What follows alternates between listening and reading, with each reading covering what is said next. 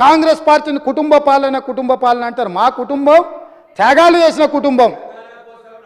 మా కుటుంబం చేసిన 3 నెలలకే మళ్ళీ వచ్చారు. కోమటిరెడ్డి వెంకటరెడ్డి అక్కడ ఉన్నాడు, మంత్రి పదవి త్యాగం చేస్తే మళ్ళీ తెలంగాణ వచ్చే వరకు పదవి తీసుకోలే. త్యాగం అంటే గది. 3 నెలల కోసం త్యాగాలు చేసి ఎలక్షను, సెలక్షను, కలెక్షన్ కావాలన్నప్పుడల్లా రాజీనామా డ్రామా. ఖర్చులకు ఏమన్నా నగదు కావాలంటే, నగదు బదిలీ పథకం పెట్టాలంటే రాజీనామాలు చేయరా, ఎంబడే పట్టుకరండి, నగదు దేయండి. ఇది త్యాగానికి ఇక్కడ ఉన్నాడు వెంకటరెడ్డి. మంత్రి పదవి తెలంగాణ రాష్ట్రం వచ్చే వరకు తీసుకోని అన్నాడు, ఉమ్మడి రాష్ట్రంలో తీసుకోలే. మళ్ళీ తెలంగాణ వచ్చినాకనే మంత్రి పదవి చేపట్టిండు. మీలాగే కాదు, 3 నెలల తర్వాత మళ్ళెమ్మడి వచ్చి కుర్చీలో కూర్చున్న అలవాటు ఇక్కడ లేదు. కాబట్టి మీకు అసలు మాట్లాడే అర్హత ఎక్కడిది? మీకు మాట్లాడే అర్హత ఎక్కడిది? అందుకే అదే కాదు అధ్యక్ష, గూడ అంజన మీకు అందరికీ తెలుసు. దొర పీకుడేందురో అని మా గొప్ప కవి, ప్రజలలో చైతన్యం తీసుకొచ్చినోడు, గ్రామాన దళితుల గిరిజనులను చైతన్యం చేసినోడు. గూడ అంజన్న క్యాన్సర్ వచ్చి చచ్చిపోయే ముందలా చివరి రోజుల్లో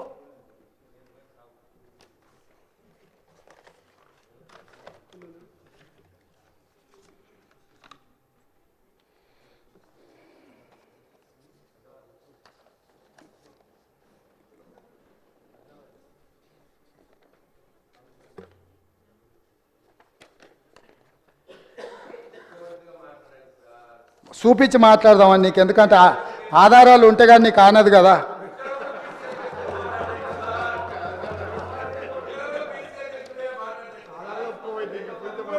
గూడ అంజన్న కన్నుమూత. ఆయన చివరి కోరిక ఏంది అధ్యక్ష?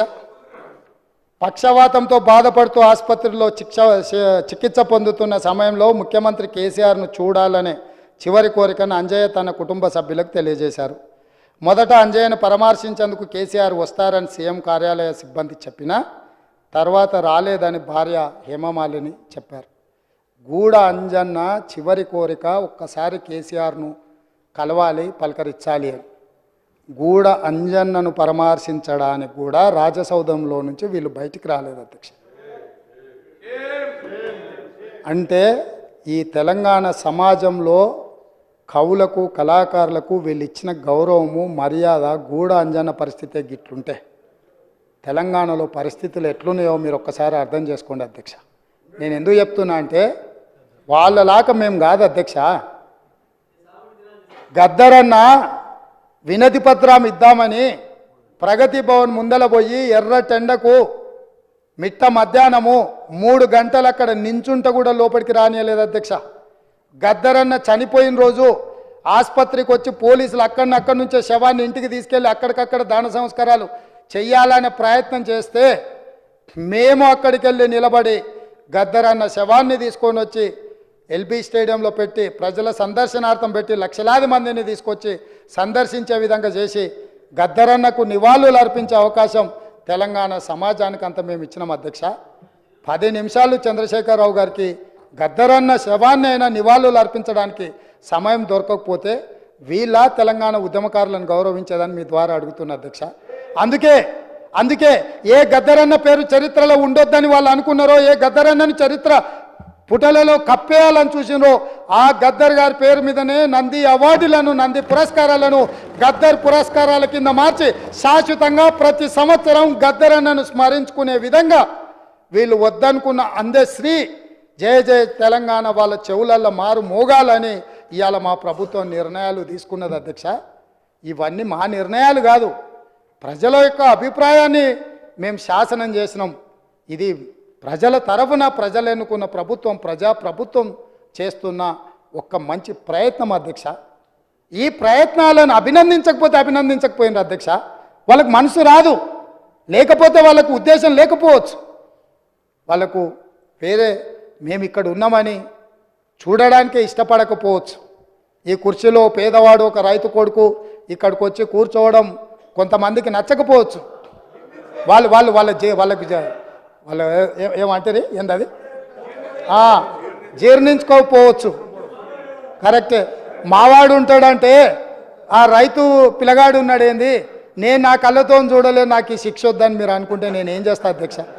అట్లా ఎవరైనా అనుకొని కళ్ళల్లో సీసం పోసుకున్నారు అనుకో అధ్యక్ష, మనం ఏం చేస్తాం అధ్యక్ష? వాళ్ళ ఇష్టం అధ్యక్ష, నేనేం అంటలేను. కాబట్టి ఇవాళ నేను అడిగేది ఒకటే అధ్యక్ష, మీ మీ మీ మీ భవన్లు ఇంకా చాలా ఉన్నాయి అధ్యక్ష, ఎందుకు ఇక ఫీల్ అవుతారు ఇప్పుడే ఎందుకు మళ్ళా, కానీ నేను ఒక్కటే మాట చెప్పదలుచుకున్నా అధ్యక్ష. ఇవాళ పెద్దలు పల్లా రాజేశ్వరరెడ్డి గారు లేవనెత్తిన అంశాలు కానీ, మిత్రుడు అక్బరుద్దీన్ ఓవైసీ గారు ప్రస్తావించిన విషయాలు కానీ, మా మిత్రుడు పాయల్ శంకర్ మాట్లాడిన విషయాలు కానీ, లేకపోతే కూనంనేని సాంబశివరావు గారు కూడా చాలా సింగరైన విషయాలు, రెగ్యులరైజేషన్ విషయాలు, ఉద్యోగ విషయాలు, చాలా అంశాలు ప్రస్తావించారు అధ్యక్ష.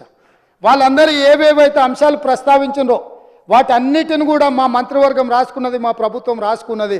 తప్పకుండా చట్ట పరిధిలో చేయాల్సిన అన్ని పనులను చేస్తాము.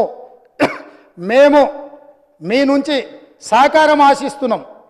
ప్రజలు కూడా కోరుకుంటున్నారు, మీరు ప్రజల మేలు కోసం పనిచేయండి. ఎన్నికలు వచ్చినప్పుడు మాత్రమే ఎన్నికల తర్వాత ఈ రాష్ట్రం సంక్షేమ రాజ్యంగా, అభివృద్ధి రాష్ట్రంగా ముందుకు నడిపించాలి, ప్రతిపక్షాలుగా మీ బాధ్యతను నెరవేర్చాలని ప్రజలు కోరుకుంటున్నారు.